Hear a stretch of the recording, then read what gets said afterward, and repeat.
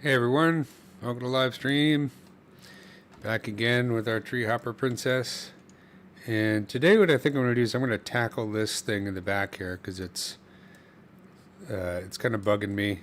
And I think that's the last major piece that needs a little bit more, let's say, a rethink. Just realized, looking at it, this poor woman tilts her head back and turns her head. This little thing is going to whack against this thing, and well, that's going to get kind of annoying. So I want to rethink the shape of it. I like this part, and I think we could make this collar part a little bit more interesting and less of a choker, a little bit more elaborate. But there's a couple things I wanted to talk about before we get started on this, just in terms of house cleaning. The first thing is that I was asked in a previous live stream, let me see if I can find my website here, to find a way to organize the previous live streams. And so what I've done is I'm starting to put together a list. So this is a list of all the previous live streams I've done for the past few years. And so there's a whole bunch of projects in here, and obviously there's a lot of links. These are completely disorganized. I just went through the ZBrush live stream catalog and copied the links. And what I'm going to do is I'm going to organize them by project and put them in order. So if you want to go back and check out some of the previous live stream, it's easier to do that because searching through ZBrush's list, as I did this morning, is a pain in the butt. So I've already started doing this, and it's on my website. If you go to my website, which is bloopatone.com,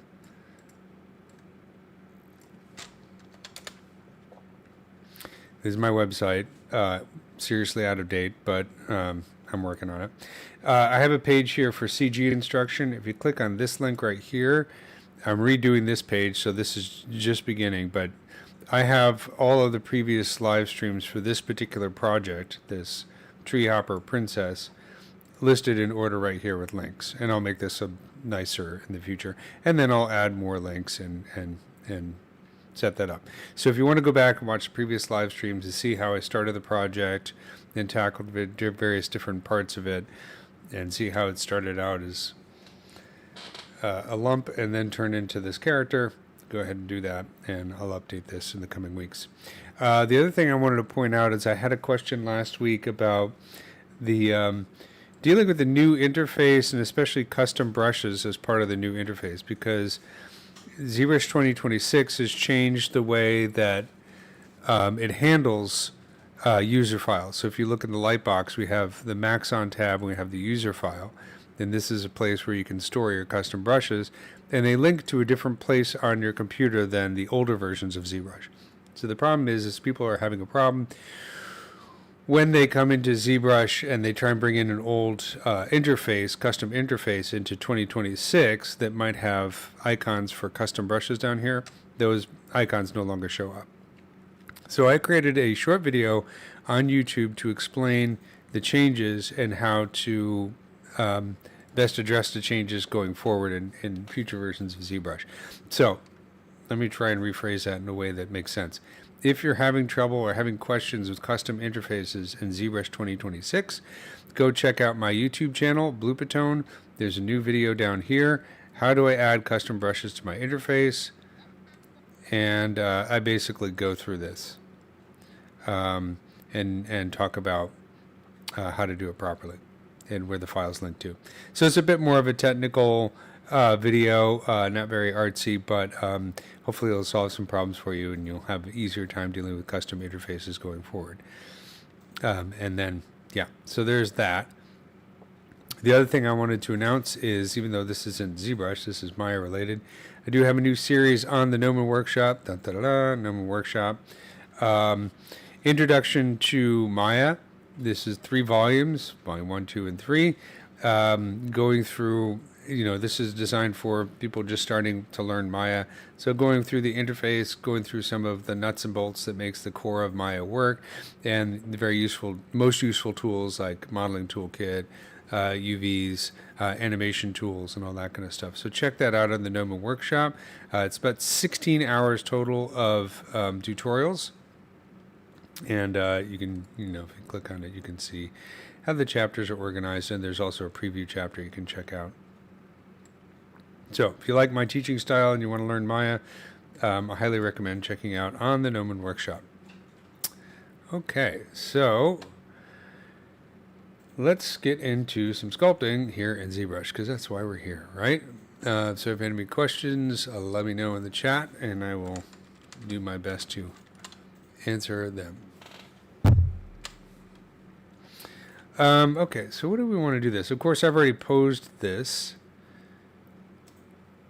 which makes it a little bit of a challenge because it's no longer, because if I want to work on symmetrically, it's off kilter. So what we can do is we can use dynamic symmetry to kind of fix that. So I'm going to turn on the solo button so we can just see this. And as you can see, it's just really just a very, simple shape.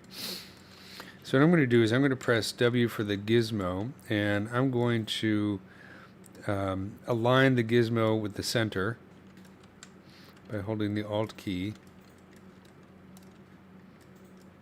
And since this shape is in a very primordial phase, I don't mind redoing it quite a bit. But you can see I'm holding the Alt key and repositioning the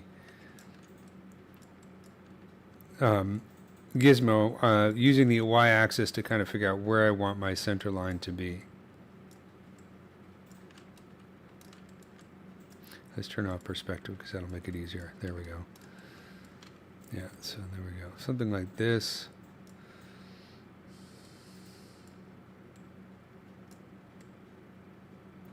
And I'm going to go over here to symmetry. I'm going to turn on local symmetry, and I have the dynamic button highlighted, so you can see that it's operational. If I click it again, so it's grayed out, this is no longer dynamic symmetry. So what dynamic symmetry basically means, take this off for a second. What dynamic symmetry basically means, if I have this button turned off and I have symmetry turned on, so press X to activate symmetry, then basically the symmetry is based on world coordinates. If I turn on the grid, symmetry is based on the grid. So if this is off over here, symmetry is still going to be based on the grid. If I turn dynamic symmetry on, then symmetry is going to be based on local symmetry, using the middle of the object as the center point for symmetry. If I turn dynamic symmetry on, then it's going to use the gizmo to determine symmetry. So with dynamic symmetry turned on and the gizmo in position, both in terms of location and rotation, what I'm going to do is I'm going to go in here to Subtool and go down to Geometry, and let's do Mirror and Weld across the X-axis. And so you can see that it's kind of squashed it together. Now, this obviously is not a great result, but that's probably because the gizmo is not in the best position. So I just need to hold the Alt key and maybe mess with this a little bit. So there we go. That's a little bit better. And you can see it is, even though this is rotated so it's not in center, you can see as I move down, the symmetry stays consistent with the object, even out here. So now that I've done that and it's symmetrical, I'm going to go in here to Dynamesh, and let's Dynamesh the object. Now the key, of course, is that if I move the gizmo around, it's going to completely throw off the symmetry. So I want to kind of avoid doing that for now while I'm working, while it's in this position. The other thing I could do is maybe just clone this, stick it as a separate subtool or a separate tool, and just realign it with the grid. That might be an easier thing to do. But let's just work on this for now and see how it goes. Hey, how's it going? Thanks for joining the live stream. I'm going to go in here, Lightbox, and under users, get some of my favorite brushes here. Clay tubes brush.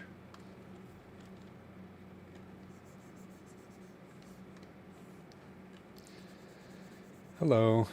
So I'm working on this, for those of you who are just joined, working on my Treehoper princess character, which I started a few weeks ago.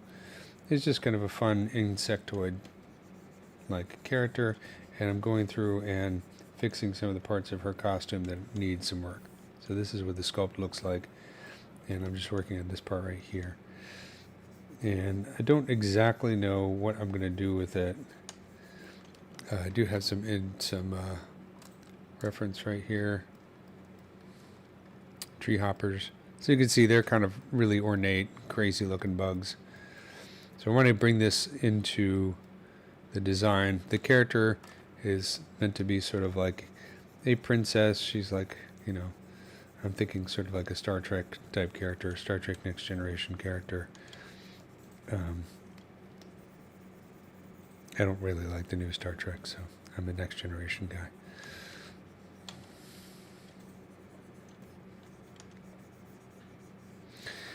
So I'm just kind of playing with this and seeing, in Dynamesh what I can do to make it better. I think one big thing would be to actually make a hole here. So you can use booleans to make a hole in a surface, but there's another very old school trick that predates booleans in ZBrush that I use sometimes, because I find it sometimes, if you're working Dynamesh a little bit quicker, and that's actually to use insert mesh brush to poke a hole into a surface. So this works when you have your model in Dynamesh. I'm going to go in here and find my insert primitives, this one right here, and I'll select a sphere. I'm going to hold the Alt key and drag it in here. And so you don't see the sphere because it's positioned down here. Of course, this is going to make things tough because I have to use my gizmo, but I can just pull it up right here. And then you can see how the normals are reversed.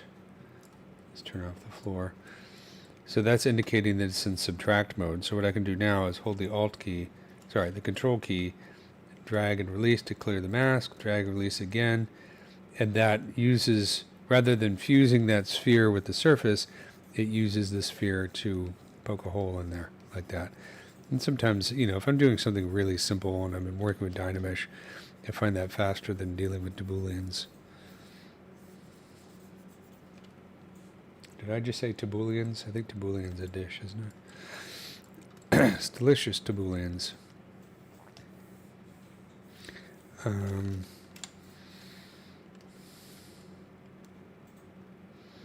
So I just, when I moved the sphere with the gizmo, I just pulled straight up, so it should still have symmetry working pretty well, yeah.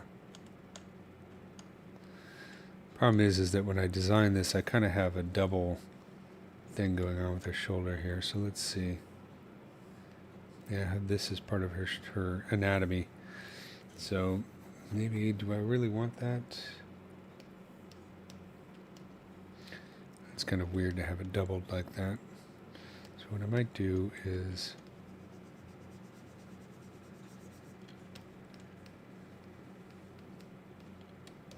I'm just going to pull this back a little bit. Maybe inflate it. No, I don't have symmetry on. Dang it. Alright. Let's go back to this one. I will deal with that stuff later.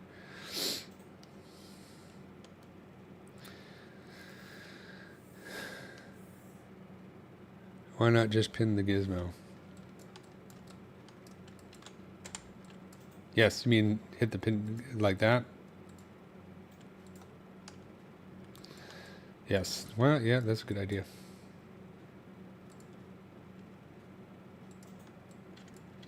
It's not going exactly where I want it to, but let's see.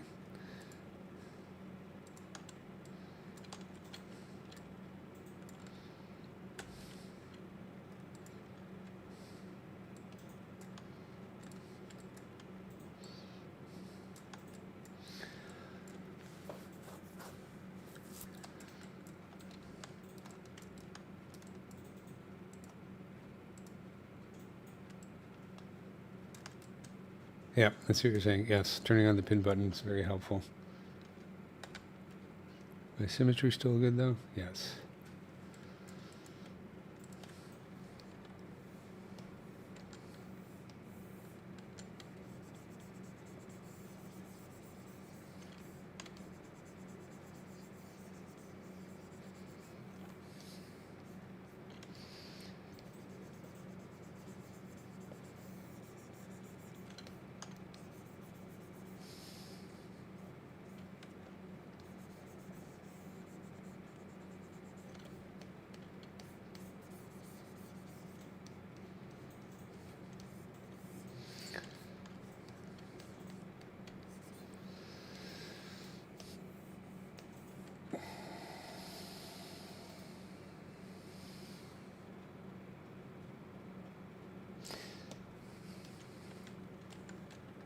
Yeah, let's take a look at this. Let's play with the pinning a little bit.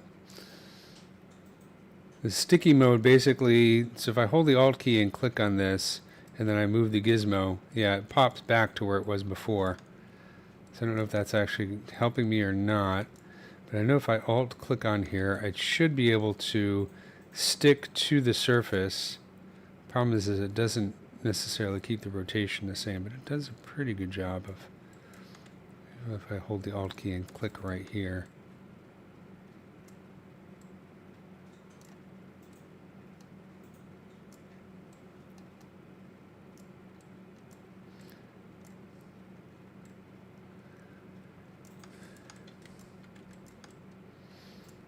Yeah, it's actually easier to do back here. Why didn't I just do that? A nice straight line here. That's easier to follow.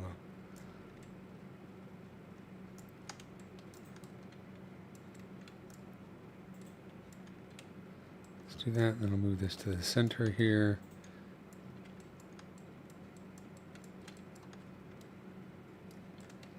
Look at it from the top.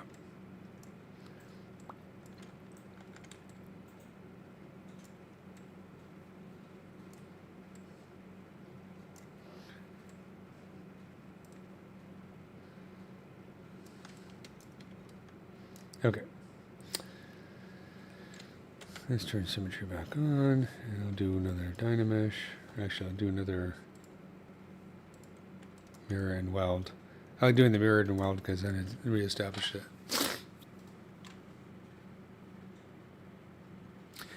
Yeah, if I do, okay.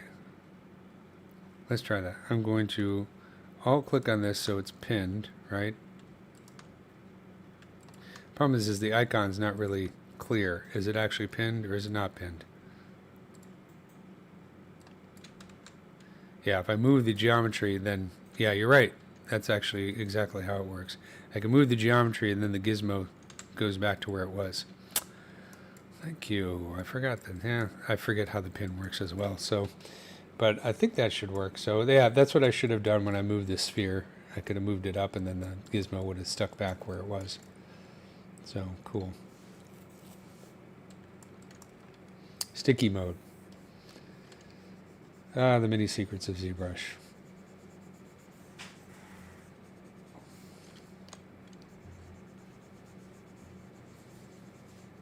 Okay, so let's think about the design here. And how I want to solve this problem, because I don't want her to have, you know, royal costume's not supposed to be functional, but you still don't want the poor woman to look stupid when she turns her head and bangs it against her costume. I'm still not sure if I like this element in the back, though, to be honest. I don't know if it looks as cool as the rest. I mean, I want something just sort of where the wings come out to look kind of interesting and regal, but this might be looking goofy, like a giant shark fin. Maybe it just needs to be smaller.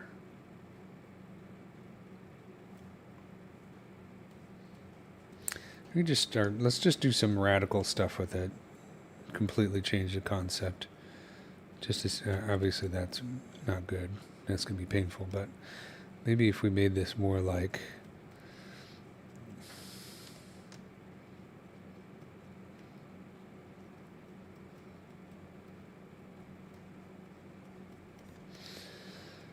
I'm thinking like a big collar or something like that, sort of Elizabethan in a way.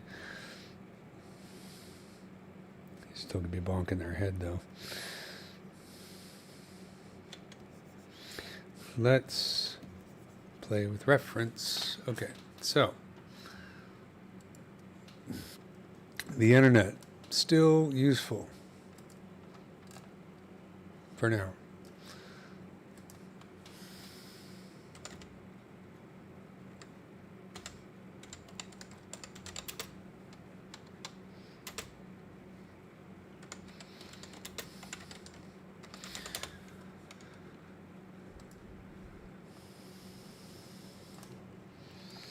The old Google search. Let's look at some reference here.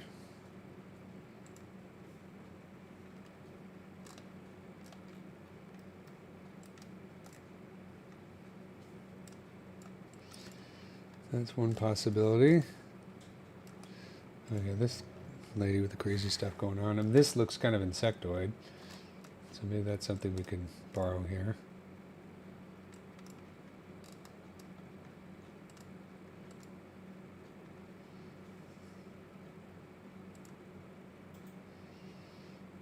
I think this is a chair, right?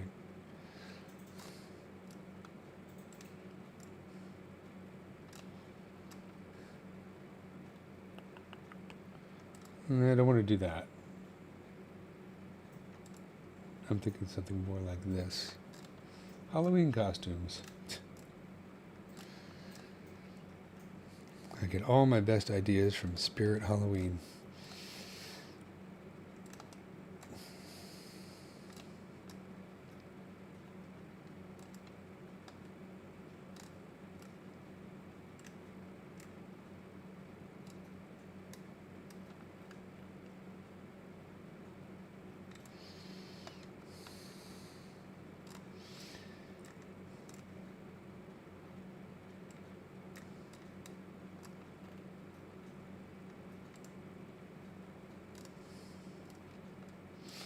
Oh, she looks like a lot of fun. Look at these arms. This is a great insect design right here. Okay, I think that's, gives us some ideas here to play with.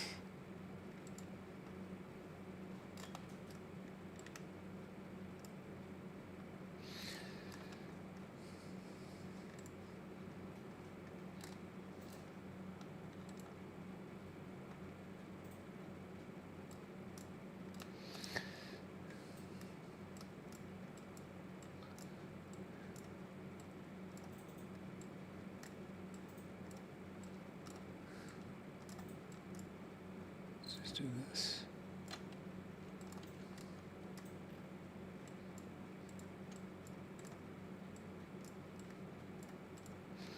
Okay, that's weird.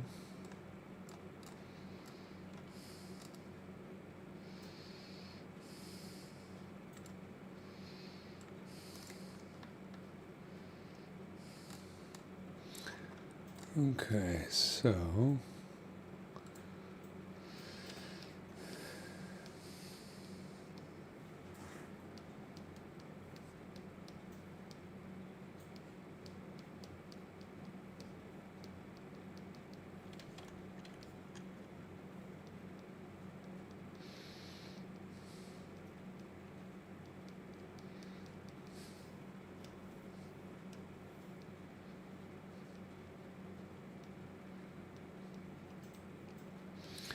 yeah, my favorite spiral brush. I love the spiral brush.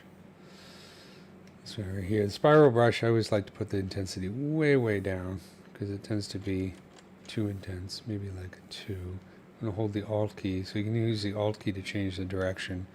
So this can be kind of fun for just fooling around, for trying to figure out what you're doing here.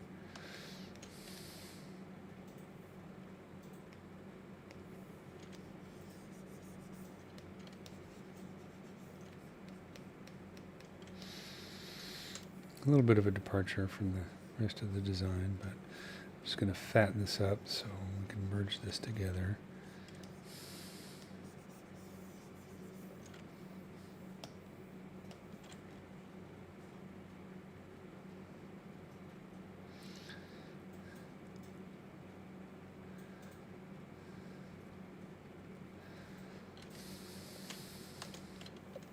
I'm going to hold Control and Shift and get the clip curve out here. Let's save this real quick.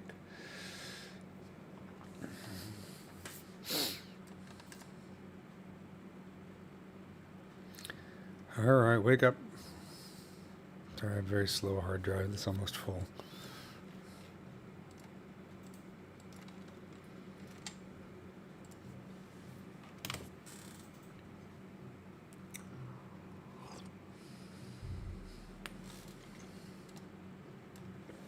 Thanks for mentioning the pen tool. I seem to remember the back of my mind there was a way to do that. But, like a lot of things in ZBrush, sometimes it's like there's so much stuff. It's easy to forget some of the cooler tools. ZBrush is full of secrets. I think that's Paul Gabry's fault. He just likes lots of weird secrets. Mr. Cheat Code. Okay, don't like that.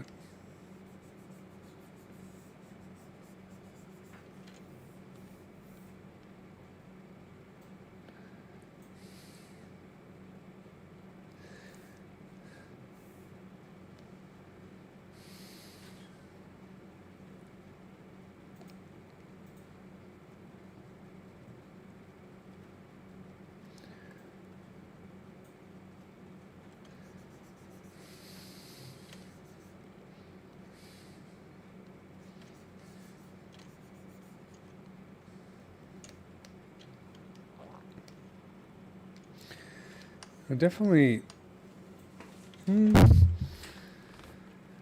it's interesting.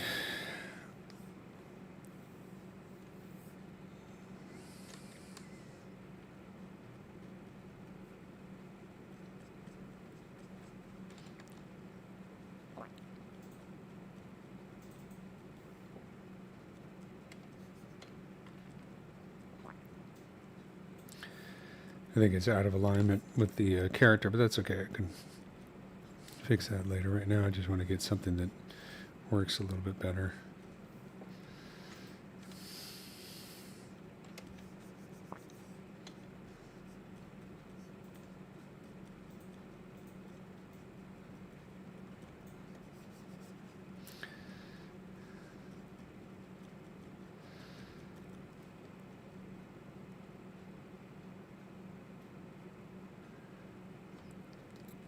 Yeah, I use dynamic symmetry more than I use Stager. I need to get into using Stager more often. That's also another cool tool. There's lots of different ways to kind of accomplish the same thing in ZBrush. I tend to use dynamic symmetry because it's pretty fast.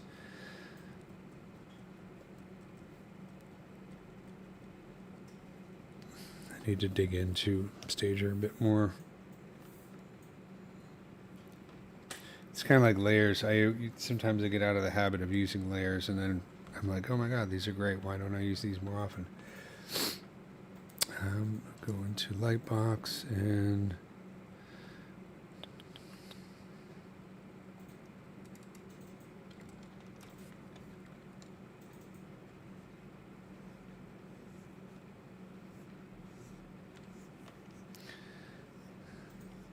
I'm still kind of fooling around. I haven't decided if this is an improvement or not. It might be kind of cool is instead of having this a big solid heavy thing, you know, because this doesn't look very elegant on their back. It looks like a weird giant shark fin. If you guys poke some holes in it to make it look more porous, and that might look a bit more interesting. Let's try that. I'm going to first make it a bit thinner.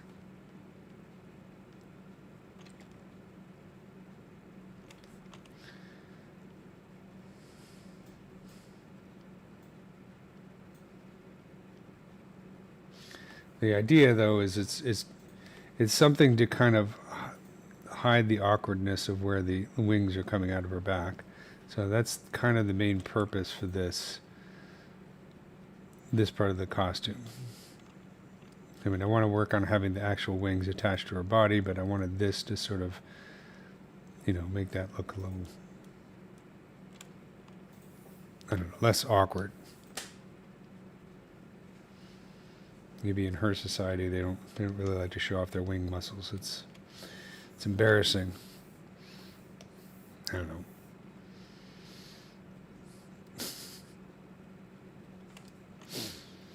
First rule of concept design is if you don't know why you're doing something, just make up some BS story to justify it, right?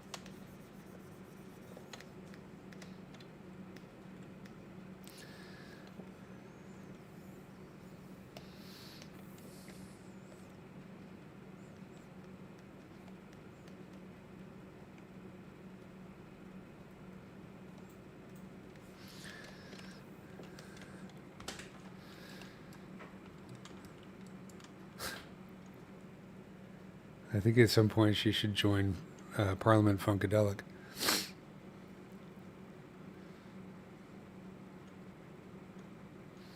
Yeah, I mean that's the key. It's like I don't want to have anything on here that's just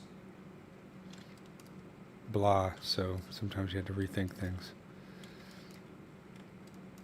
I mean, it's like I'm kind of liking this because it does look very regal and kind of freaky in Parliament Funkadelic. It makes me feel like there needs to be something more going on down here to kind of balance it out, you know, because now it's looking very top heavy.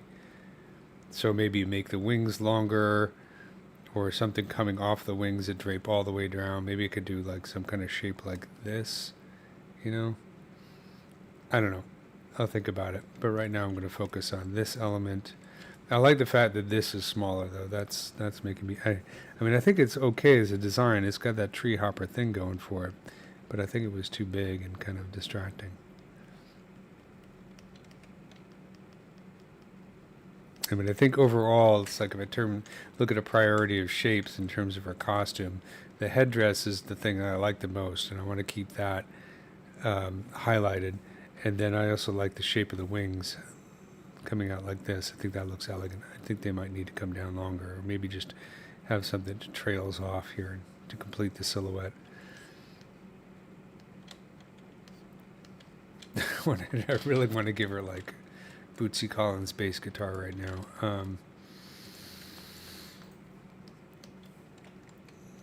If you guys don't know what I'm talking about, ask your grandparents.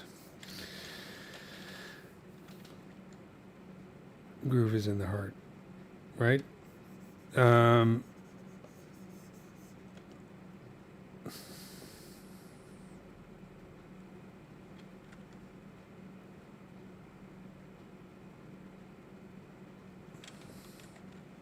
This down here could use a little work.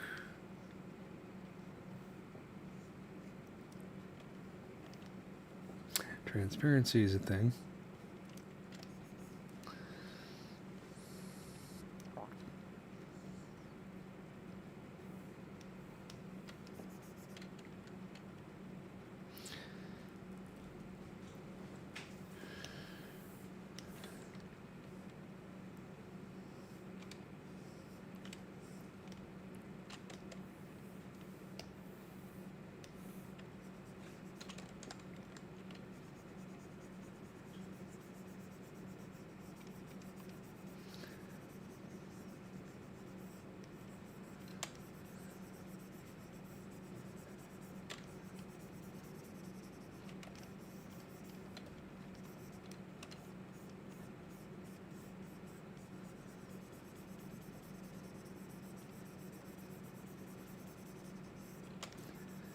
So do something like that. It's a weird shape. It probably should be two parts, but I'm going to stick with one part for now.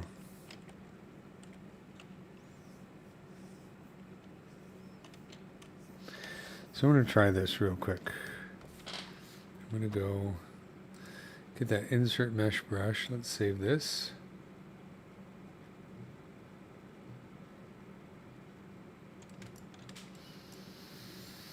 I'm going to turn off symmetry for a moment.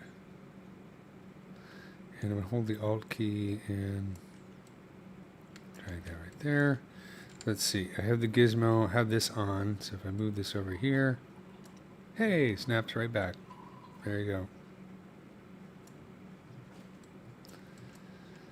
Control drag once to clear the mask. Again, invokes a hole. Whoops. Don't want to do that. I'm going to hold the Alt key. Draw right here. And, oops.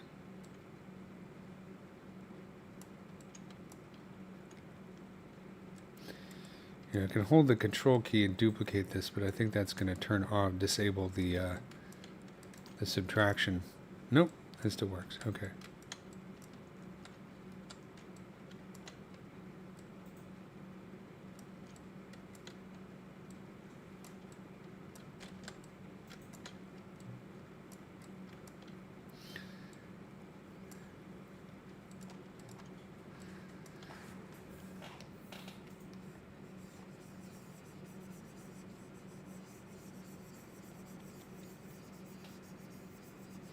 I mean, I could use booleans. The nice thing about booleans is I can play with the positioning of these a little bit more, but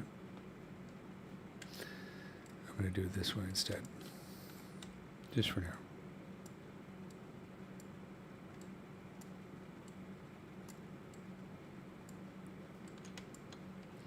And then we can turn off the double-sided, or turn on double-sided. That way we can actually see those spheres a bit better. Whoops.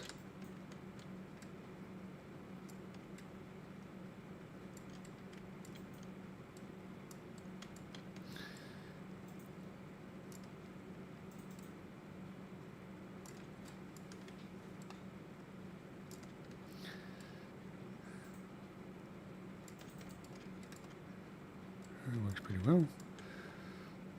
So I'm holding the Alt key with my insert sphere. I'm just going to scale this up.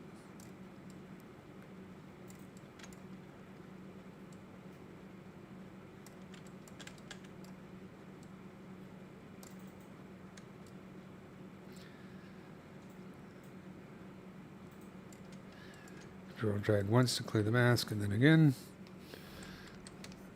And we'll just play with this a little bit.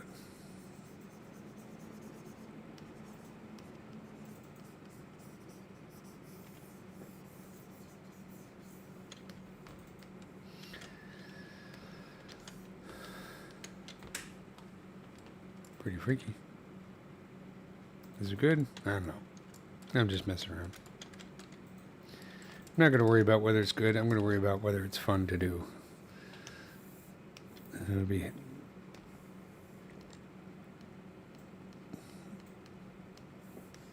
Let's turn on symmetry again.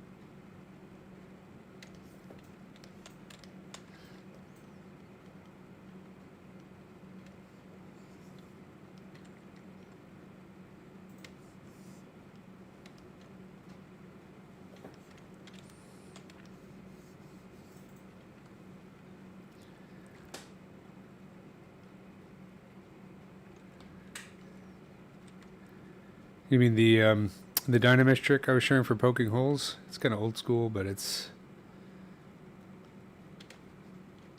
nice and fast. That's what I like about it.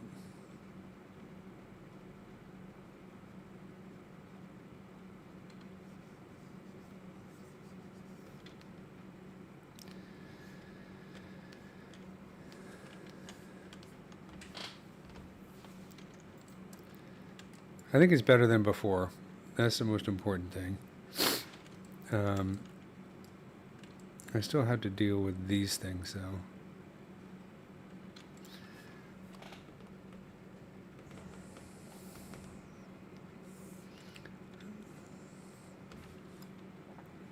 Let's save this.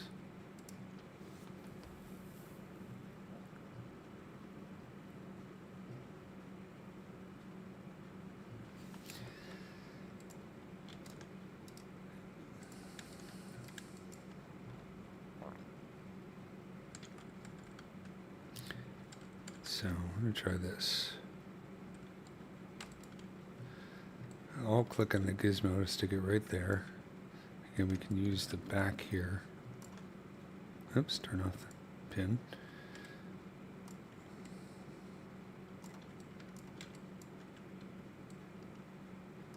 Position the gizmo.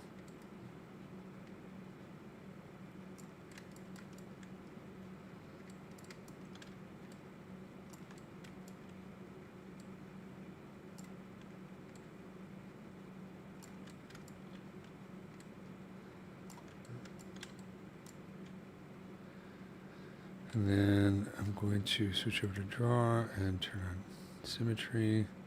Not quite.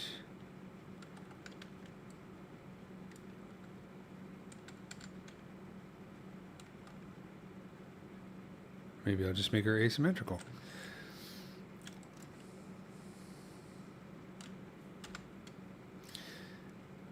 What I want to do is I don't want this to interfere with that. So maybe I want it to wrap around down a little bit more, maybe not so long.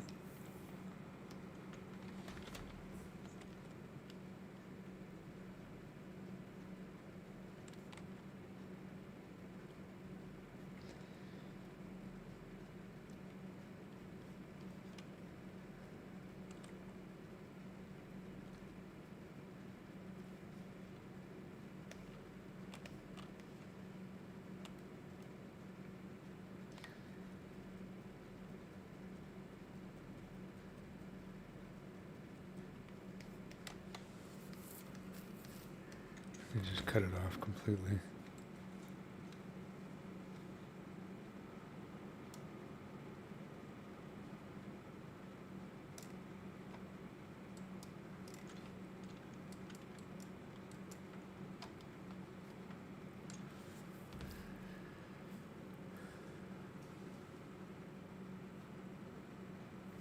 Okay, so I'm going to clone this just so I can focus on this part. And I'm going to store this moment in undo history. And I'm going to go in here and go to lower subdivision level and delete higher. And then, thank you. Get down and take a break for a second.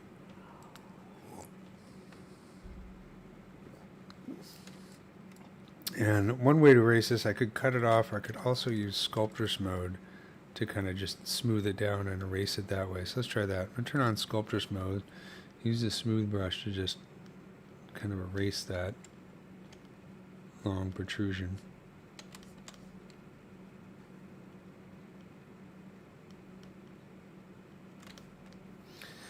And then do the same thing over here. So I'm just holding the Shift key with Sculptress mode on and just erasing it.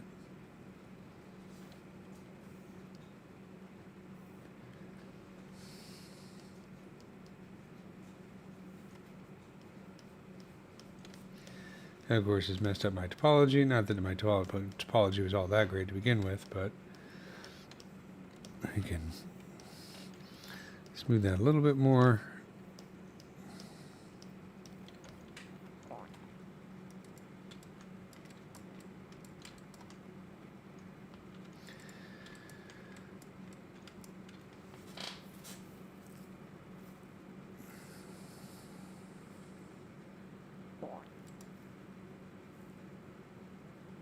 What I should have done is cut off her head. That's okay. I'm going to do same for Z remesh and keep groups. It's not going to be symmetrical.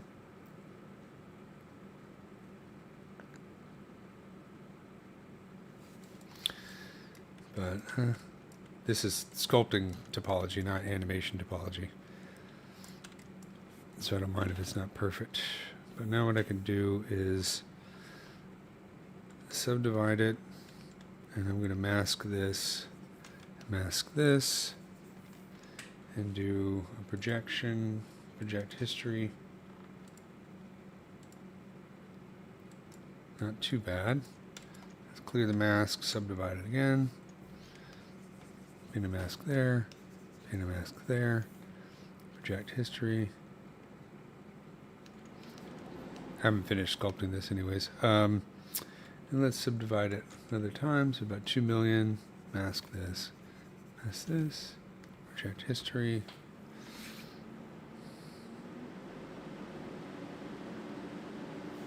Listen to my machine have a heart attack. There we go.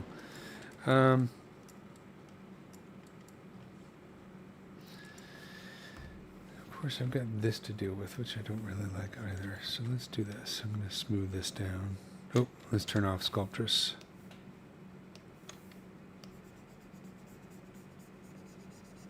I'm just going to shrink this down a little bit.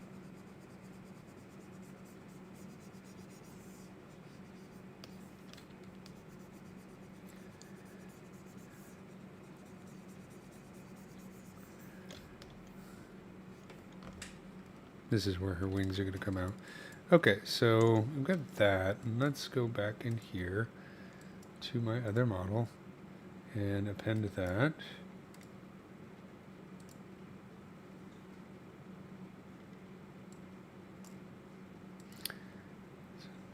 Hide this version. So I think that'll be easier to deal with now. It's a little bit of a shoulder pad, but that's okay. That's at least not going way out there.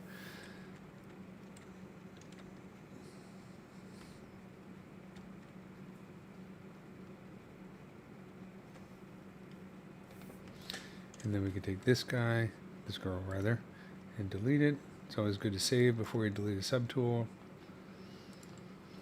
It's easy to delete the wrong subtool.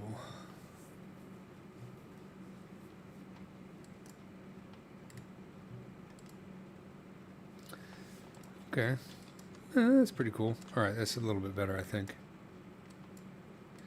This thing coming off the back, of course, we don't see at all because of the... I think that's left over from the initial concept. So what I can do is, let's shrink this down even more.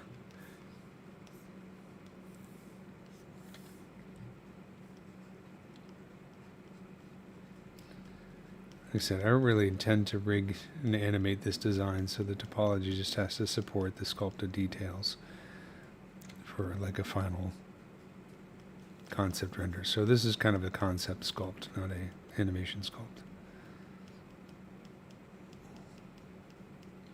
I have earlier versions of it where she's not posed. I could always go back to that and incorporate some of these design concepts into that and then retopologize it if I wanted to rig it for animation, but I don't think I do. This is just a fun project, a sketch.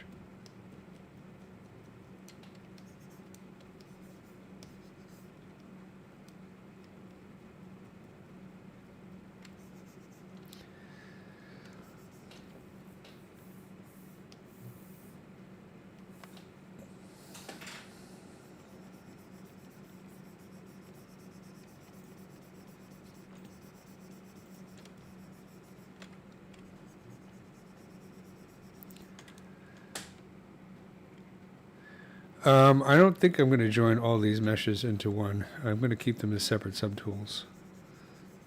I don't really need to do that.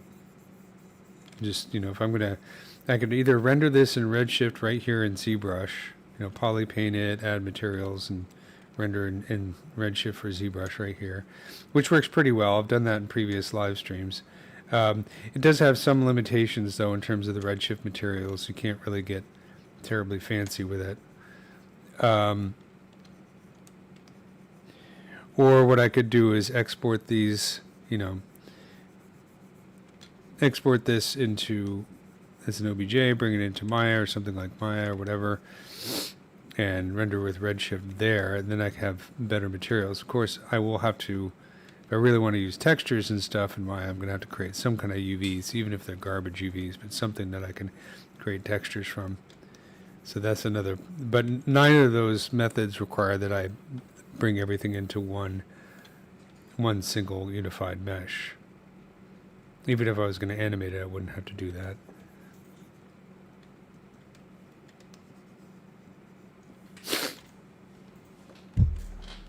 If I wanted to use Substance to bake out some textures and stuff, probably want to simplify it a bit more. But like I said, I might just try and create a nice pretty render here in ZBrush, because I can also take advantage of BPR filters and that kind of thing.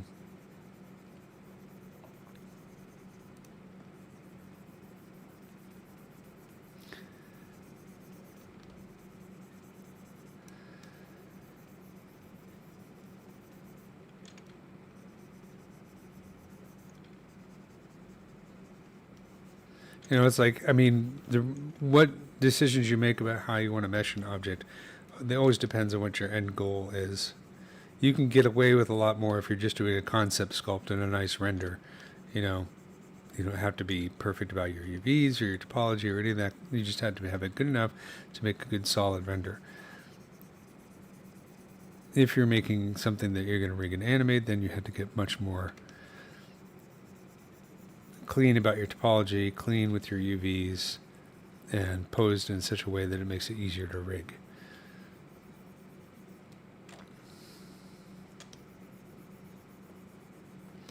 Some concept artists are even faster than this, and they bash something out really quickly, do some nice renders, and do a paint over in Photoshop and call it a day. And that's also a possibility. And the only reason I haven't done that is I'm kind of just having fun with this and messing around with some ideas. I still have this.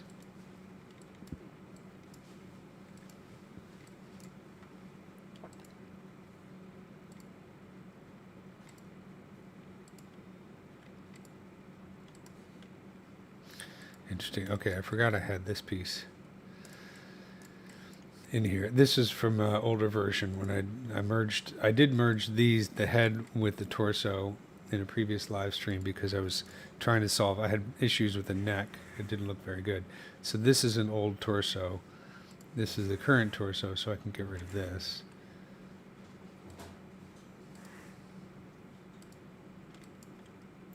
There we go, and that's looking better. Now I'm having less junk in there. She's up for the downstroke, man.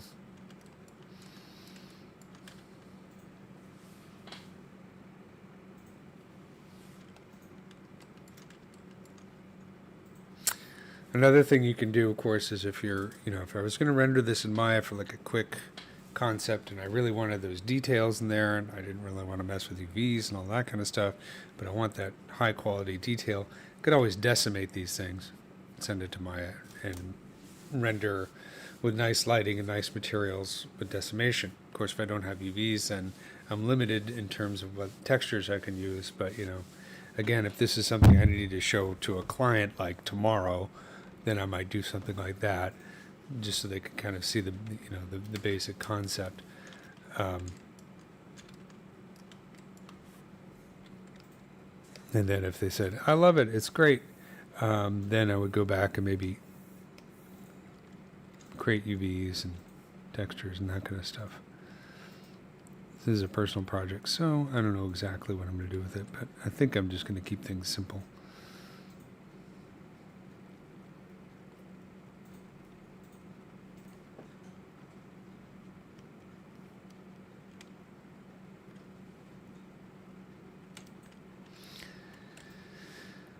Thin this out so it's a little bit more in the style.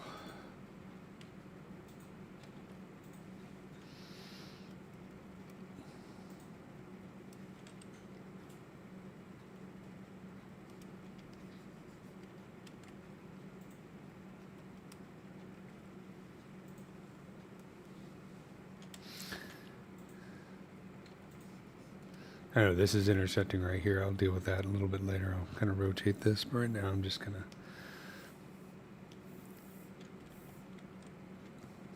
to eyeballing it.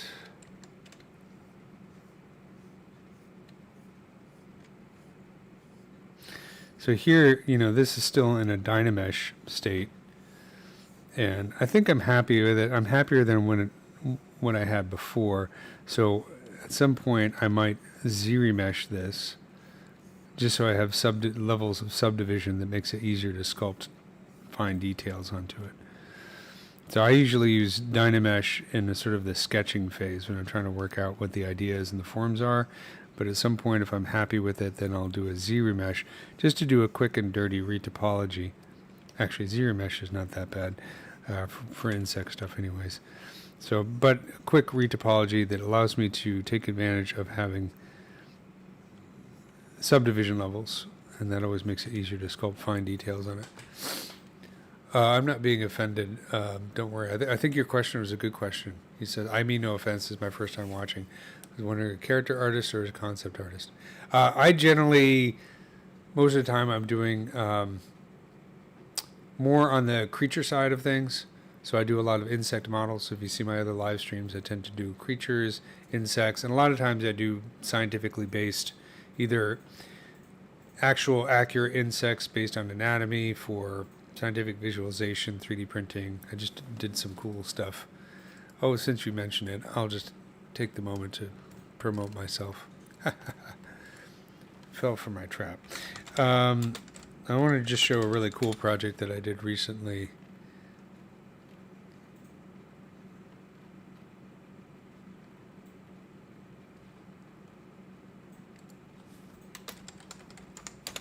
Just to give you an idea of the kind of stuff that I do.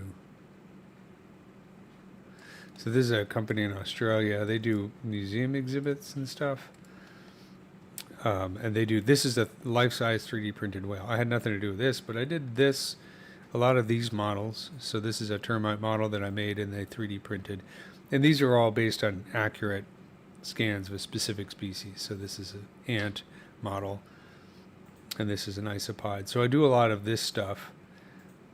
And these are all actual insects. I love this picture, though. I haven't seen this in person, though. I'm thinking about going to Australia just to see it, because it's cool to see one of your ZBrush sculpts like at that size. It's pretty wild. But I also do creatures for, movies and TV shows and that kind of stuff, all kinds of different things. Every once in a while, I get into doing character stuff, mostly for fun, and just to kind of expand my range. So this is sort of a creature-character hybrid. And so I wanted to take a break from doing kind of scientifically based insects and do a little bit of concept for fun work.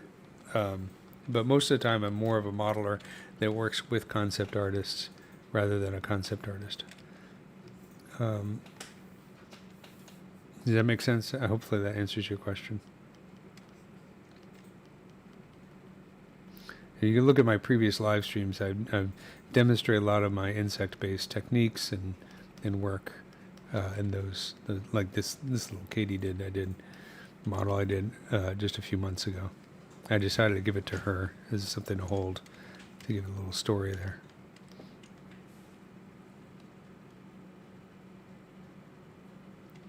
Yeah, I know. Self-promotion is actually something I'm not super good at, but I'm trying to be better at it, right? I'm sculpting things like nobody's ever seen before, insects. This ant came up to me the other day, big ant, strong ant, tears in her eyes. And she said, "Sir, I can't believe what you've done for us ants."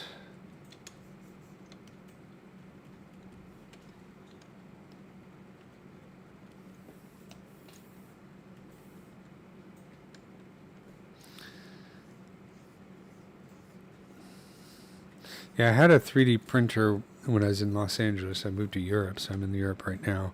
So I need to get a new 3D printer because I really enjoyed that thing. It was really cool.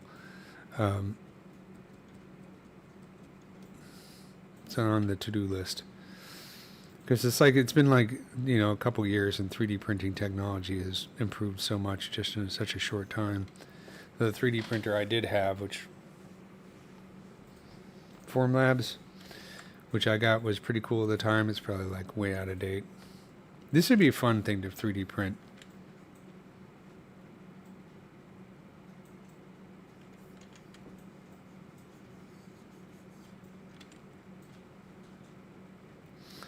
Not easy, but it would be fun.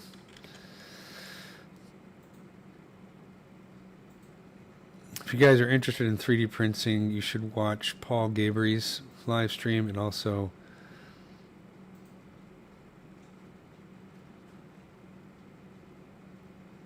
Ian Robinson. They both do a lot of amazing 3D print stuff. And Thomas Fiddlesbach.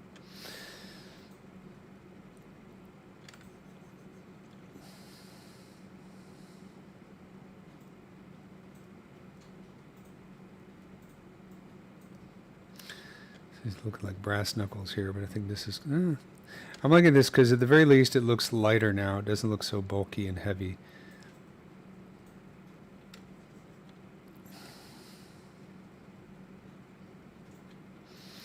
And even though it's a slightly different motif than what I've got going on in the rest of the model, it does kind of sort of follow the kind of dots that I have here on her headdress, in a way, sort of. I could always add those dots there, and that might look interesting. It definitely looks like Treehoper stuff, though. I don't think there's a doubt about that.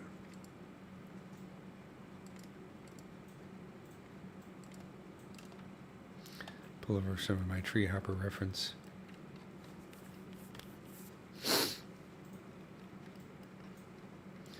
Just take a little break from sculpting and get some. So I've got a lot of this stuff going on and this stuff going on.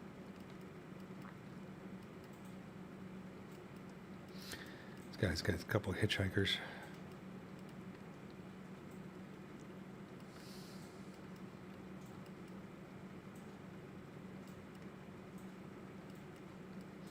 Crazy, crazy stuff going on in the natural world.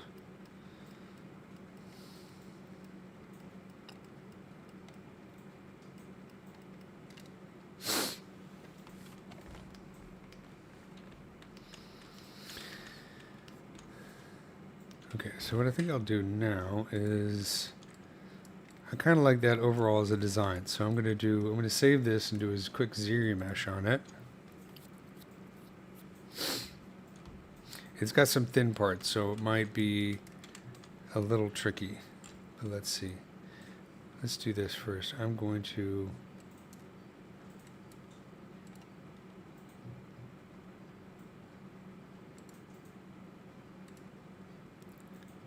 if I do a mirror and weld, looks like it's symmetrical, so that's good. And then I'm going to store this point in history and then do a Z-remesh, and I'll just set it to like half. I don't have polygroups on here, so let's just do that.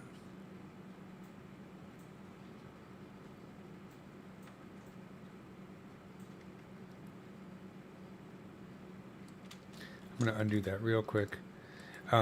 One thing about Z-remesh is I don't believe that it respects, let's turn on this, dynamic symmetry. So I might have to reorient this to the world in order to get it to work correctly. So again, I'm just going to clone this. I like to clone things. You don't have to do it, but it just means that I can focus on this one subtool, and it kind of just clears the space for me and allows me to work without disrupting anything that I've already done in the other tool. So if I turn off symmetry and let's see, I'm going to rotate this so it matches the world a little bit better.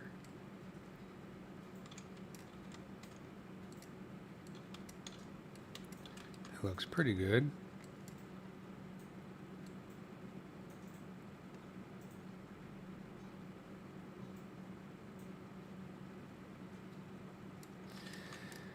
And again, I'm going to do a quick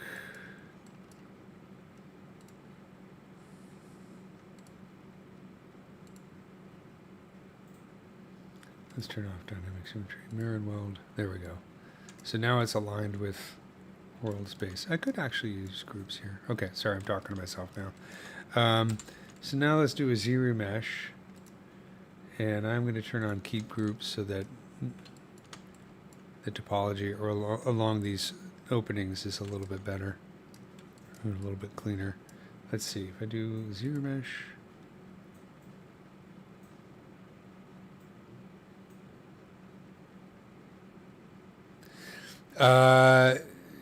is there a reason they hire a 3D artist instead of scanning these? Well, actually, if you look at my previous live streams, if you look at a raw scan of an insect, they're a mess because you're scanning, first of all, insects are really tiny and they move a lot. If they're dead, then they're usually covered with schmutz and they're slightly desiccated and they're not symmetrical. They look like this. They look like a mummy, right? So a lot of what I do is I'll take the scan data, like high quality scan data, and I've done this in many of the live streams and also my YouTube channel if you're curious. And I spend a lot of time cleaning that up. But that takes, ZBrush knowledge and also knowledge of insect anatomy to do correctly. So I've done a whole lot of that stuff before. And then once I clean, so they'll give me the scan data that they've gotten, and it's not just something from photogrammetry. Usually it's high quality scan data. They'll give that to me. I'll spend some time cleaning it up, and then I'll pose it and make everything symmetrical, make it all nice, and then they 3D print that.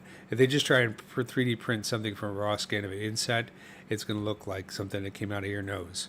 It's not going to look good. And I don't think that, yikes, I don't think that that's going to necessarily change anytime soon. The process is going to get quicker thanks to AI tools, which will help with the scanning process. And even AI tools will do some of the sort of cleanup for us, but it still requires an artist to go in there who knows what they're doing to make sure that the model is actually usable. And there are millions upon millions upon millions upon millions of species of insects in the world, and people are creating these 3D libraries of insects. So I've been helping with this as well. But there's a whole lot of crappy scans of insects out there, and there are a few high quality models have been converted from scans. So ZBrush skills are still very necessary in that. So hopefully that answers your question.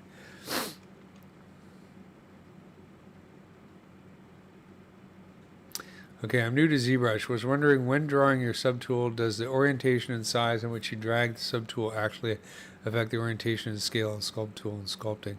That's a good question, because okay, so the short answer is it depends. And essentially, for the most part, scale is relative in ZBrush, but it depends on the type of topology you're using. If you're using Dynamesh, which is this sort of dynamic resolution, which is what I was using before. So let's do a quick demo of this. So I'm going to duplicate this so I don't have to mess with what I'm doing. And I'm going to just go back to Dynamesh. So if you're new to ZBrush, what Dynamesh is Dynamesh is dynamic meshing. And what it allows me to do is, you see how I have sort of this topology, which is kind of like a grid right here. It doesn't really follow the edge flow of the surface. What it allows me to do is, say, make changes to the model, right? So if I drag this out, see how I have all this stretching in the topology there? As Dynamesh is on, I can control, drag, and release, and it re-dynameshes the surface, gets rid of that stretching, and I can keep doing that while I'm working, right? So the reason I'm pointing this out is this is an area where scale matters if you're using this Dynamesh, because this resolution slider is relative to the scale of the object, right? So if I make this really small and zoom in here, and I'm going to keep that resolution at 552, control, drag, and release, you see how the resolution is really low. I'm going to undo that, control Z, and this time I'm going to scale it really far up. So I'm not going to change that resolution. I'm going to go in here and control, drag, and release. Okay, so that's a little bit too big, so I'm getting an error there. So let's do this.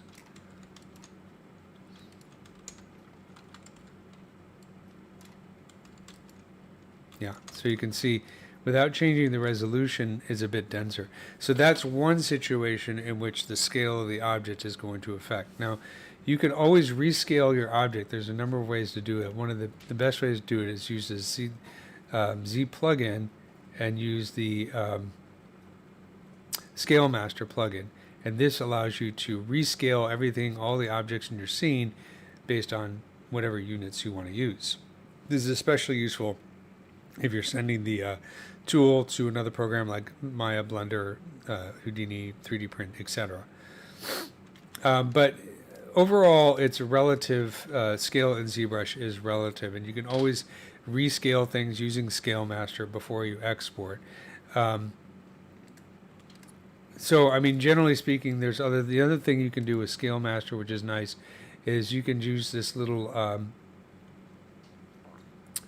where is it? Little scalar thing. 1 unit helper. If I click on this, it's going to create a cube that is 1 unit. So that gives you an idea of how big the scene is. So this is going to be, 1 millimeter square, or 1 millimeter cubed. So that is something you can use as a guide when you're starting a model in ZBrush. You have a visual understanding of how big your objects are. Does that make sense? I don't really use 2.5D mode, so I'm almost always using 3D mode.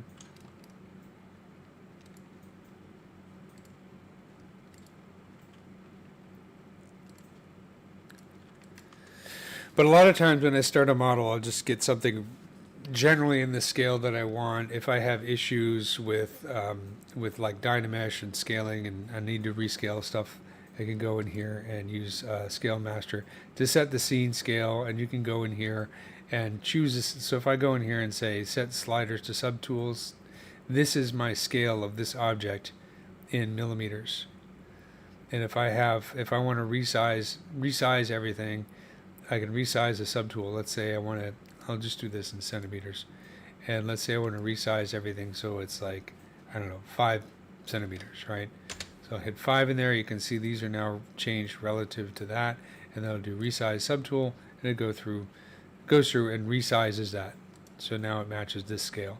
If I have an object that has a whole bunch of subtools, then I can go in here and turn on all, and it will resize all of the subtools relative to this scale. Does that make sense?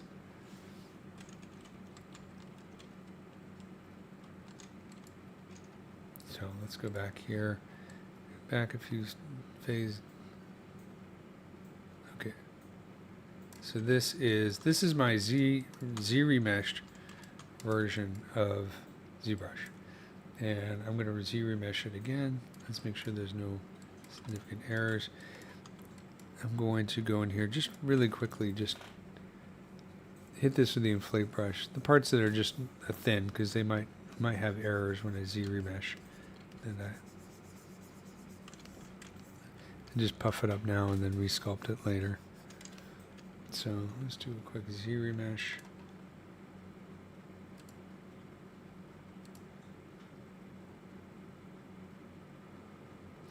You can, with dealing with scale, you can scale things when you first create a subtool or scale things later. Isn't it, in order to work on a subtool, you have to be in 2.5D mode to draw it? I was wondering when drawing orientation scale when you're dragging to. I never use 2.5D mode. Basically, the only time you're in, like if I start a new version of ZBrush, and then, so I'll turn off edit mode. So now this is in 2.5D mode, right? So I'm drawing it all over the canvas. If I hit edit, then the last one that I draw is in 3D mode. I can do Control N, and now I'm in 3D mode. That's really the only time that I personally use 2.5D mode. I don't know if that makes sense to you, but like I said, I'm almost always working in edit mode 99.999% of the time. You shouldn't need to do anything to a subtool. Subtools don't exist in 2.5D mode. In 2.5D mode, you're using what's known as pixels, which is just basically a pixel with depth information. When you turn on edit mode, you're working with polygons, and that's 3D. Yeah. Personally, the only time I touch 2.5D mode is undoing it. Exactly. It's like, ZBrush started way back when I first encountered ZBrush, which was in the year 2000, as Conan O'Brien would say. It was an illustration tool. It was an experimental tool meant to compete with Photoshop and Painter, like Corel Painter, not Substance Painter, but Corel Painter, right? So it was a way of making illustrations, and we had, you could draw on. So let me see. I'll switch over to. Let me do this. Let's append this. I'll just go here, cube. All right. So I'm going to turn off edit mode. So the idea was you could use these paint brushes to paint on your canvas, different colors and even different materials and so on, right? And make a very beautiful piece of artwork. And, people like Meets Mirror did a lot of this stuff back in the day. And you could use these wacky brushes, 2.5D brushes, like the hook brush and so on, to create really cool designs, and you could even change the lighting and so on. So it's 2.5 dimension.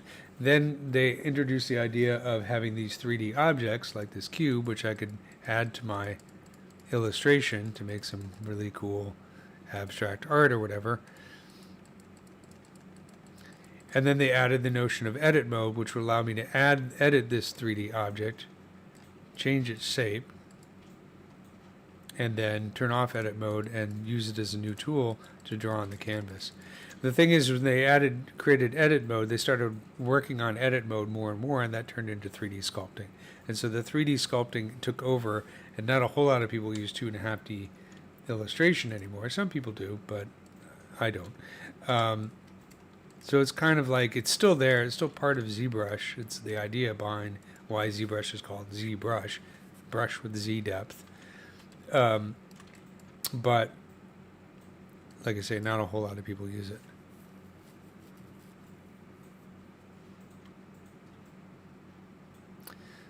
As far as I know, the scale and rotation is already preset, so it doesn't matter.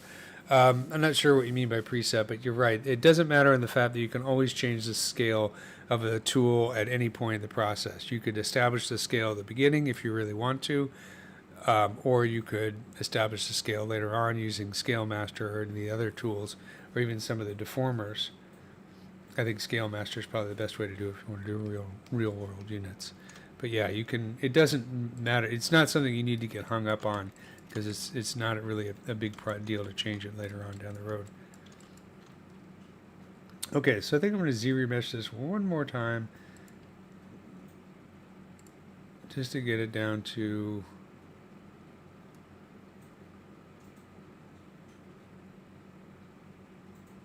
29,000. So if I turn on my line, you can see this is what the topology looks like. So what's the point of Z-remeshing? Well, now that I have this topology, which is a better edge flow than Dynamesh, I can now subdivide the model. Control D to subdivide, and now I have 4, even 5 levels. Let's do 4 levels of subdivision, and the highest level of subdivision for this model is 1.8 million. So that means that I can use the slider to go up and down in subdivision level, and that often makes it much easier to sculpt high-level details than, say, in Dynamesh. But you know, ZBrush is a very non-linear workflow. You can go from Dynamesh to Z-remesh, back to Dynamesh to Z-remesh as much as you want while you're working. You don't have to worry about working in a linear fashion. It's not like, you know, step B follows step A and step C follows step B. It's more like just, I always think of ZBrush as being like a sculptor studio or like a kitchen or a workbench where you're just grabbing tools as you need them and changing things and not getting too hung up on working in a linear fashion.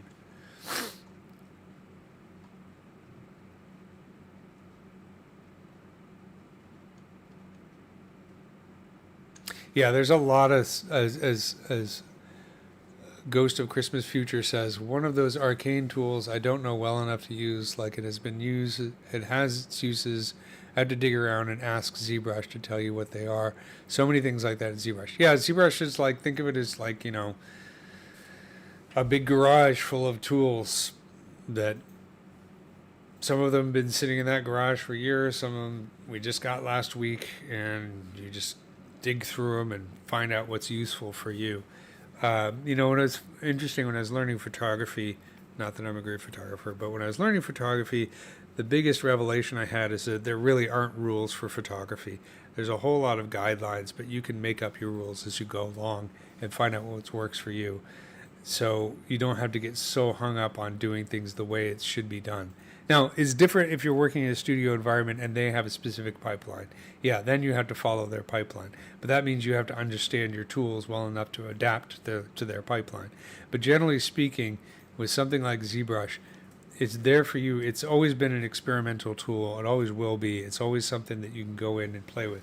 You know, it's an artist tool. It's not as technical as like Rhino or something like that. It was never meant to be. Yeah, O'Fair, when he designed it, it was always an experiment, and it still is. And so you kind of have to embrace the weirdness of ZBrush in order to get the most out of it. So the reason I say that is like, you don't have to say, okay, well, I need to make this thing, you know, 8 cubic centimeters to begin with, and I'm stuck with that. You can always change it later on. Okay, so I'm going to append this, which is my Z-remeshed version that has subdivision levels. And now that I have that in here, I'm going to turn on transparency and position it.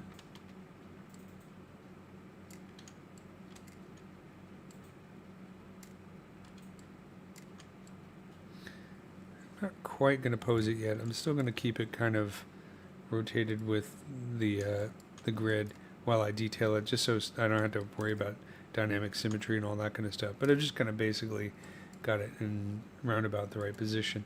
So I'm going to save this and then delete the old one so I can just work on this one.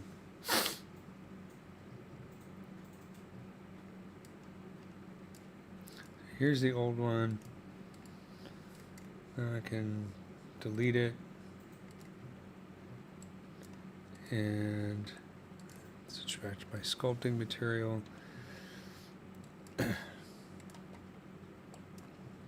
Now I can add some nice frilly kind of designs to it. So turn on symmetry. I'm going to keep it in local symmetry on, but I can turn off dynamic symmetry. And I'm just going to start to kind of play with the design here and refine some of these shapes.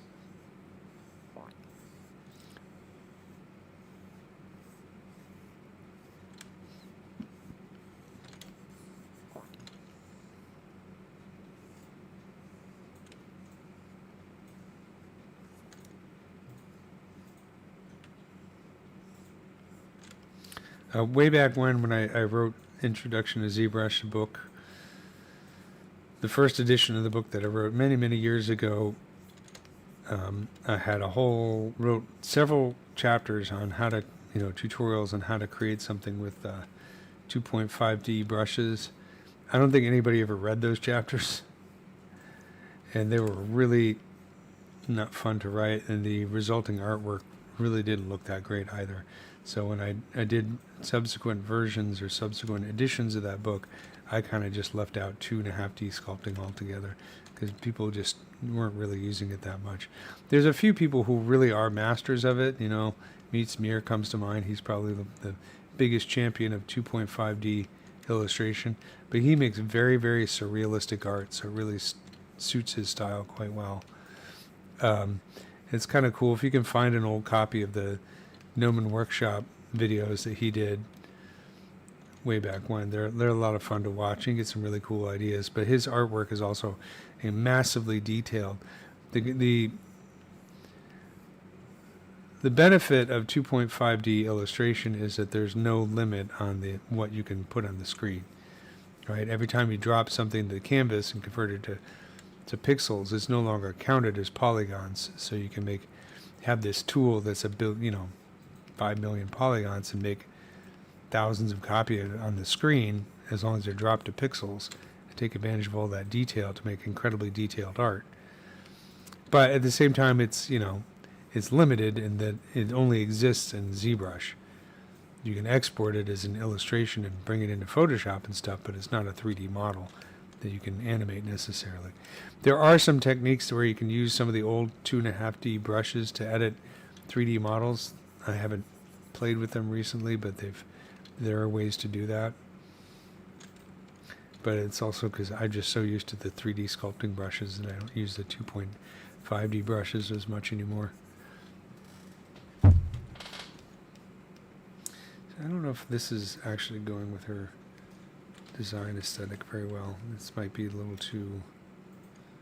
it's a little bit. Okay, it kind of works.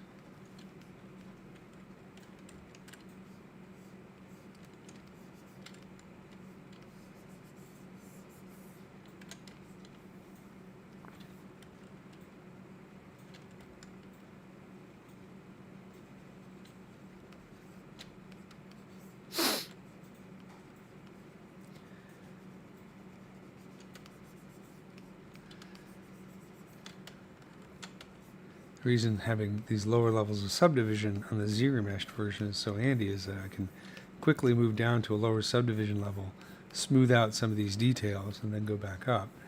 And it helps me to refine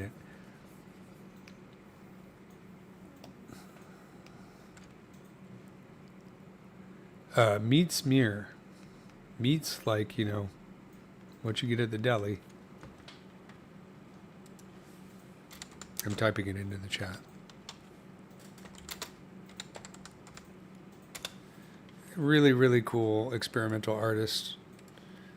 One of my favorites. Let's see what he's been up to lately.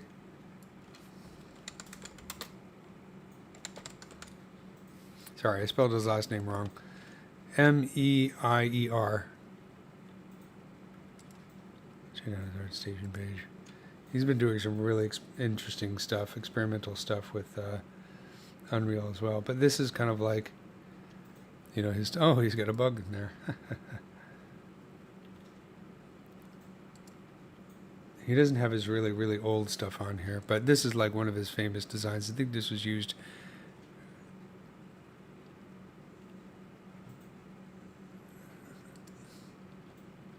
Yeah, this is his old stuff. But I would say, let's look. He's probably got much more interesting things going on now. Some of that stuff is ancient. I met him quite a few times. He taught Introduction to ZBrush at Gnomon before I taught it. So I kind of took over his class, which was an honor for me because I was such a huge fan of his. But here's an example of his 2.5D illustration. This is one he actually did for a Gnomon workshop. Like, it's really old, but I remember it. Is this actually going to open up?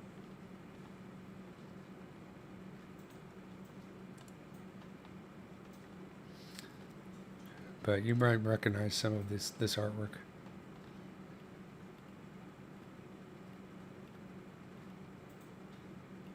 So check his stuff out.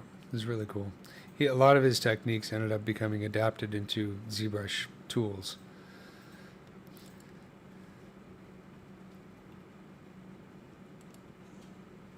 He's kind of got his own sort of, his early stuff has a very Giger kind of feel to it, but it's also unique to his style.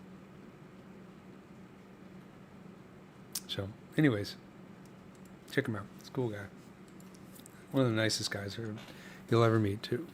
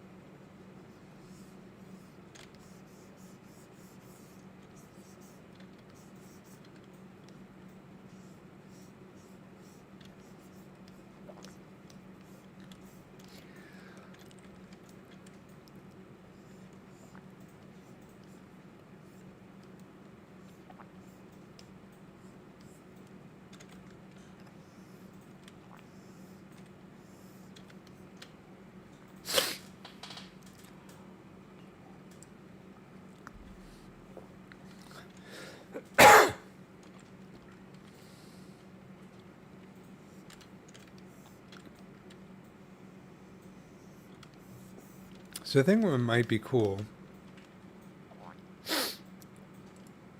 is to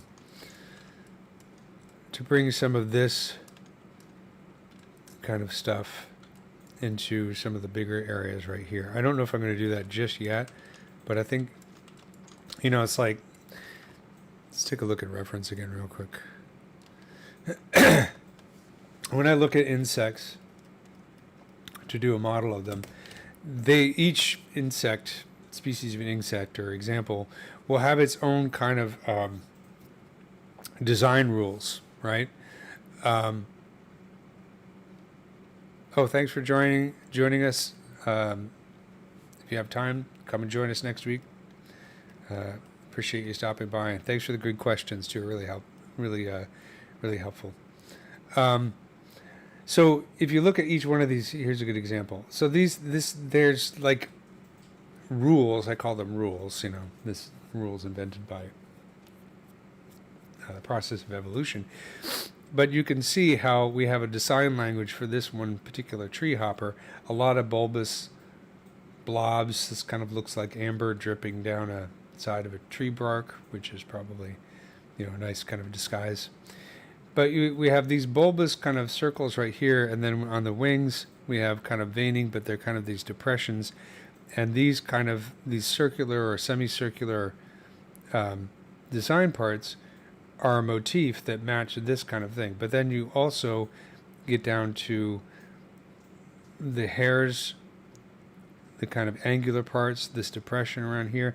So there's several different, maybe 4 or 5, maybe 6 at the most, different motifs that you can find throughout the inset. And then there's a few specific details that are part of the functional anatomy. But overall, you can usually find, I'd say, like 4 to 5 different design motifs that repeat throughout the insect's body at various parts. Right? We have lines right here. We have white dots. We have this sort of angular crest right here. A lot of triangular kind of shapes going on, right? We have this kind of angle right here. It's kind of echoed right here. It's echoed right here. But then, of course, we also have these stripes that are branching. And between the stripes, we have these dots. So there's a consistency overall. It's not like one completely random detail over here and a completely unrelated detail right here. But there are a number of them. And so when I'm designing like something like this, I have several different motifs that I brought in here. I have this dot motif on the headdress. The shapes right here, these kind of angular parts coming out. And then down here, I decided to go with sort of this kind of webbing on her breastplate that I'm kind of echoed down here. And then I've brought in some of the dots as well. And so I'm still kind of playing with these ideas, but, this, sort of holes right here, it's different from this, but not completely different, and it kind of echoes some of the shape. The veining on the wings is kind of reminiscent of this. So I want to keep it down to definitely not more than 5, because then it starts to get too much. Starts to look too random. And one could argue that I've probably got too much going on right now. So I have to start making some decisions. But with this new piece that I added today, or refined today, it might be interesting to see if there's a way I can bridge this design motif with these kind of like little holes in here and sort of bring that together in this part so that we have some kind of consistency. If we got lots of little dots up here and sort of branching web effect down here, maybe this would be a good place to kind of bring those two things together. I don't know. That's sort of what I was doing down here with her waist. So something I'm sort of thinking about as I'm designing. Right now I'm still kind of figuring out what the shape is, and while I'm exploring, I'm trying not to go too far away from, because right now I've got this spiral kind of thing going on, and this is a little bit of a departure, although we're kind of seeing some of these. It's a little bit of a departure from what I've got before, but maybe I could bring it together to match maybe like the shoulder pads or something like that.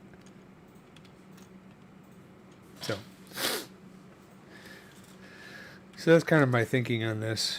I'm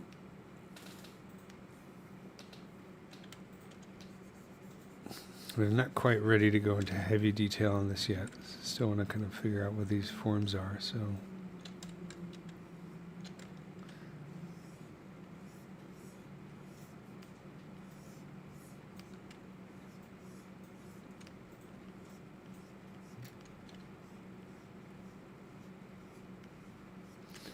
And of course, her design elements are not meant as a survival mechanism.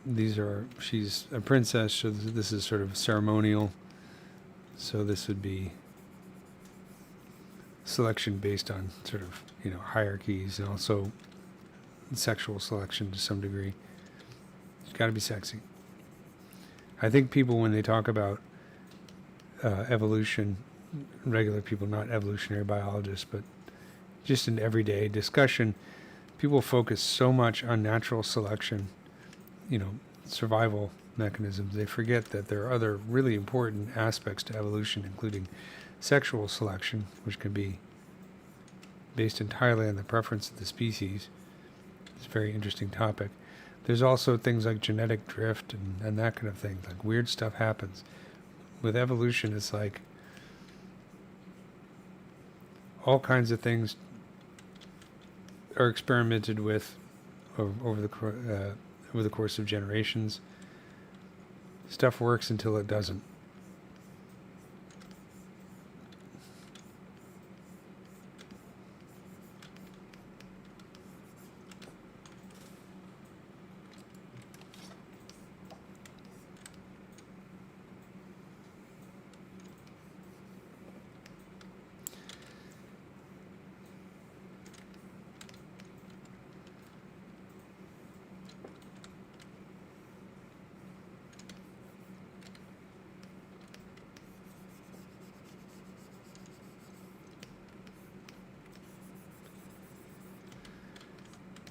Let's see.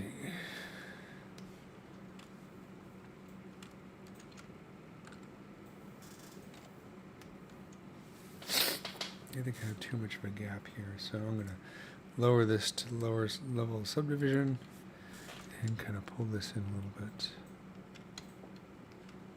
I want space for the wings to be able to move, but I think this gap is here because I had that other part protruding out of her back.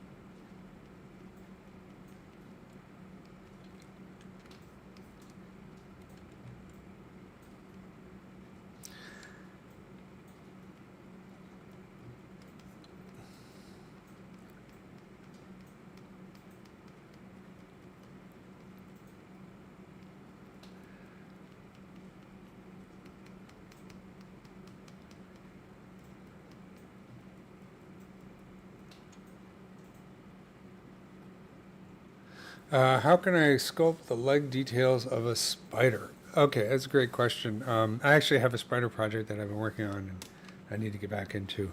I've done a lot of spiders, and there's lots of different types. So first of all, it depends on what type of spider you're talking about. So if you're talking about a jumping spider versus a wolf spider versus a lynx spider, they all have different amounts of furriness to them. Generally speaking, well, you're giving me another opportunity to plug my stuff here, so I'm going to do it.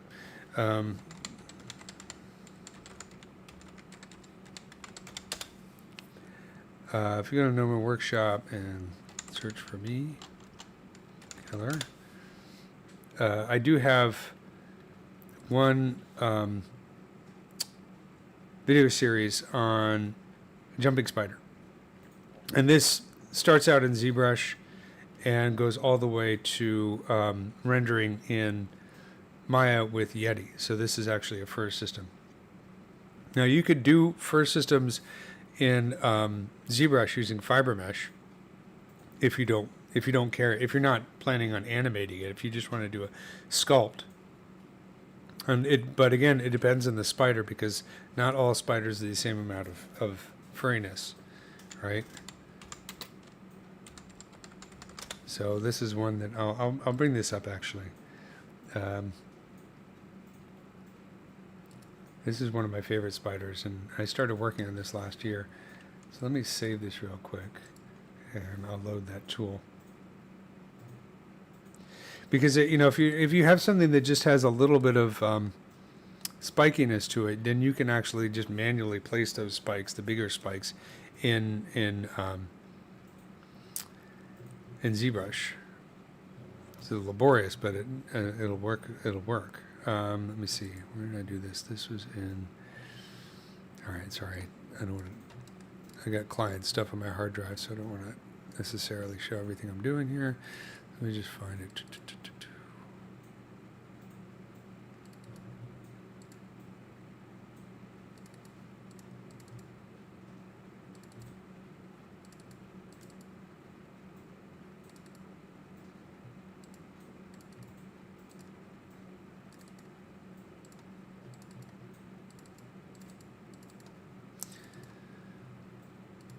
See, this is a spider.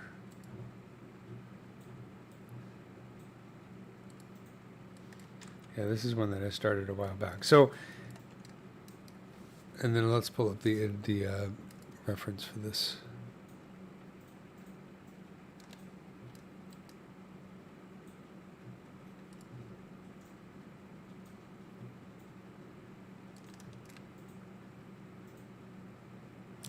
You're gonna 3D print it. Okay, so I can give you some ideas on that as well. The 3D prints.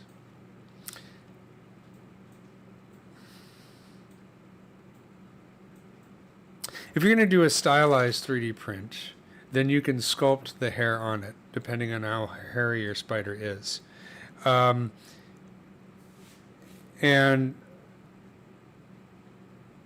so you can design some brushes for doing that, but what I would also recommend you do is check out some of Pablo's brushes, because he's got a whole insect series that are really, that you can use for spiders, obviously.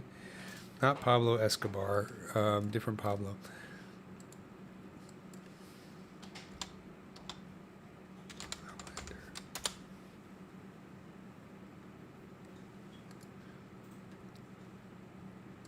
Here we go. I'm now unplugging somebody else, so you gotta give me props for that. I think on here he has his brushes. Shop. So he has a bunch of really cool insect brushes somewhere in here. Where are all your brushes, man? That's recent resources. I don't want to see recent. I want to do.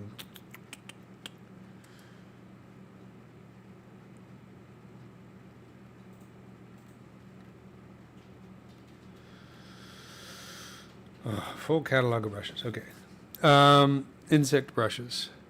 So this is a good place to start to get some brushes that will allow you. It's $15, so that's quite a bargain, right?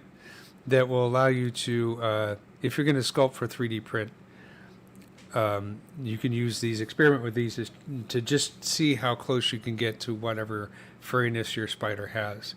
The other thing you can do for the 3D prints that I've done, or that I do with CDM, they generally will put the hair on afterwards, like literally glue it on.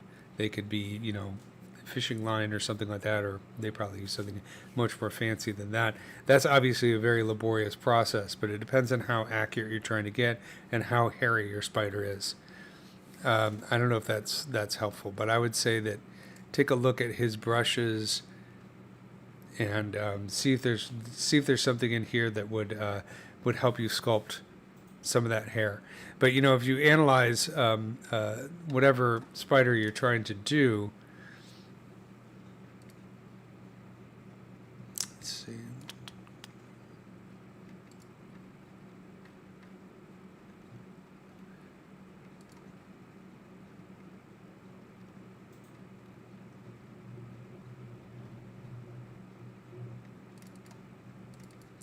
Give me just a second here. Sorry about the delay.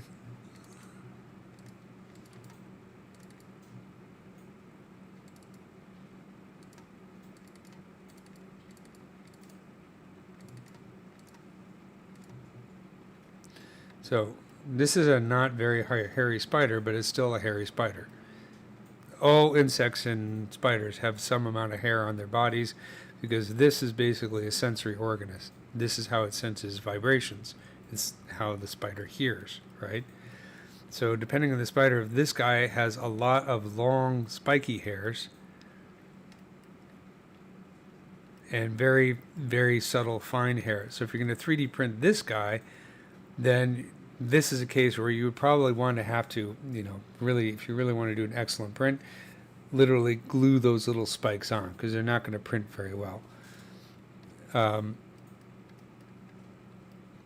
If you're doing something like a wolf spider that's really hairy all over, a tarantula, then, and it's for 3D print, then you might want to think about sculpting using like maybe one of Pablo's brush, or design your own brush, or use this as a starting place to design your own brush to try and match that quality of hair, and then 3D print that. Another project that I've been working on for a client for 3D printing is this bumblebee, and as you can imagine, that's super hairy, so I can show you some of that.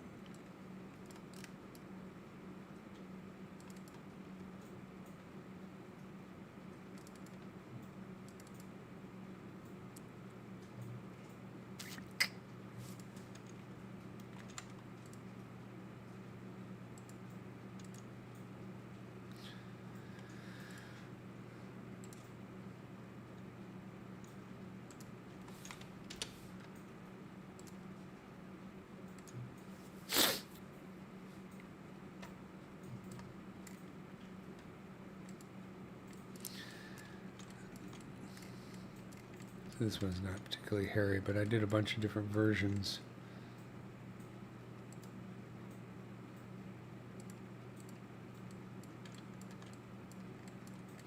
Yeah, that's not a good example. Hold on a second. Let me save this real quick.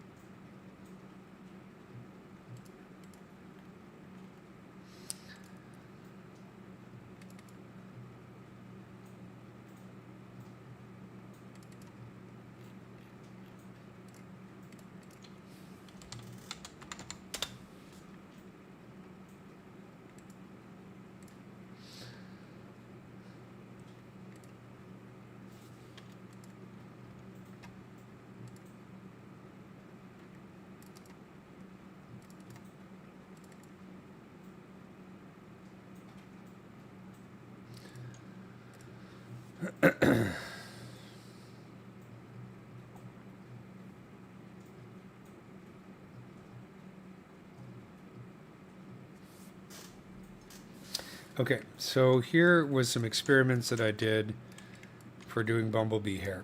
Some more successful than others. I think in the end we decided not to go with the hair, but you can literally use, this is one where I actually placed each and every individual hair as kind of a simple geometry, like a sphere, and then stretched it out and then duplicated over the surface. All right. So you can kind of see the result there. 3D printing this might be a total nightmare. Then there's this version which I was experimenting with, trying to get that fluffy bumblebee hair just by pulling out from the geometry in like a sculptress mode. So something like this might work for a super hairy spider, but it's going to look stylized. If you really want to have it realistic, that's going to be another challenge altogether. If it, I did a lot of stuff with jewelry, insect-related jewelry design, and so here's a good example where I kind of sculpted this, because this is going to be cast in metal, this is cast in silver, so I literally can't necessarily do that same kind of thing. I had to sculpt it with lines, and this is just a matter of experimenting with different brushes and techniques to kind of suggest that hair without literally pulling hair out. You can see this is kind of got the hairy horns of the jumping spider, but again, this is really stylized. The wasp is another kind of a good example. This one, I didn't do a whole lot of hair on that one. But this jumping spider ring, which I did, you could see this is a stylized kind of approach to hair. So there's no one answer to it. It really depends on, it's a silver pendant. Then what I would do is go for something along these lines where you're kind of drawing it on and maybe doing some overlapping. But if you're going to be printing it in metal, The other thing you might want to do is check out, if you're going to do casting, check out Thomas Wittelsbach's live stream, because that's what he does. He does jewelry. I learned all my jewelry techniques from him. So he would be a good person to ask that question to as well, because he might have some other ideas. But it's going to take some experimentation if you're going to do it as a silver pendant, because obviously if you're going to have it really spiky, it's going to be digging into the skin, which is not going to be all that comfortable. So that's why I did for this one. This is a pendant where we actually used a pearl as the abdomen here. So you can see that this is the approach that I took, was kind of drawing it on and then suggesting the hair that way. I think it's going to take a bit of experimentation though to kind of find the right way. Like this might be cool and it might print. I haven't tried printing something this detailed before. I think it's why we abandoned this technique, because this is going to be for a bronze sculpture for a client, where it's kind of like a bumblebee holding up a grain of pollen. This is their concept. So this is going to be a bronze sculpture at some point, and we're still trying to figure out how to best to do the hair for that kind of thing. I think it's going to take some experimentation.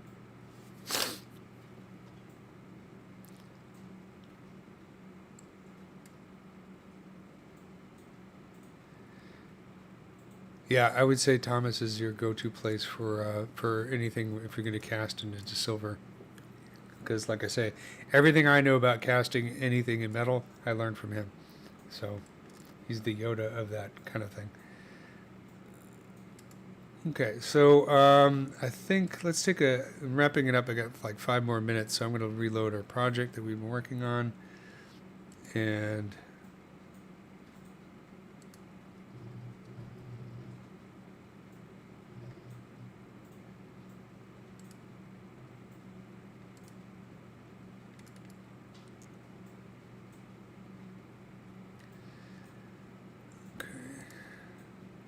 just to see where we ended up today. So I actually accomplished a fair amount today. I'm much happier with this frilly kind of regal design than the spiky things that I had before in the back. Of course, I still have the problem where this is going to be banging into this, but maybe this is flexible. I know. I'm going to shift this down as well so that it meets the back a little bit better. It's a little bit high at the moment, but I can shift it around. But at the very least, it looks better. So I think next week I'll continue working on this, and I want to think about balancing out, because it's a little bit top heavy right now, so balancing this out with the lower part. But I don't know, it's an interesting silhouette. I'm glad a few weeks ago I posed her, and I'm glad I did that because it brought a lot more personality to the design, so now it's helping me. It's making some things a bit more difficult, or more of a challenge, I should say, in sculpting symmetrically, but at the same time, it's a little bit more inspiring. Like sculpting constantly in that A or T pose is really hard because it's hard to get a sense of the character, who the character is, and it's hard to make it lively when you're sculpting in that kind of thing. So doing a little bit of posing is a nice break and helps you to come up with better ideas, I think.